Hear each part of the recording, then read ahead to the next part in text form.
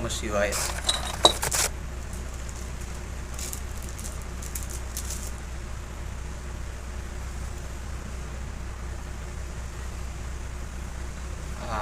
Okay.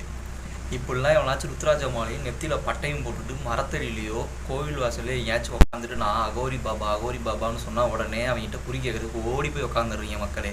தயவு செஞ்சு யோசித்து சிந்திங்க. நம்மளோட கஷ்டப்பட்டு சம்பாதிக்கிற காசை கொண்டு போய் ஒரு நிமிஷம் அவன் பொய்யா குறி சொல்கிற இடத்துல போய் 300-400ன்னு வச்சுட்டு அழுதுட்டு குறைய சொல்லிட்டு வர்றதுக்கு அந்த 300-400 நீங்கள் சேர்த்து வச்சாலே ஒரு வருஷத்தில் உங்கள்கிட்ட எவ்வளோ பணம் இருக்குன்னு யோசிச்சு பாருங்கள்.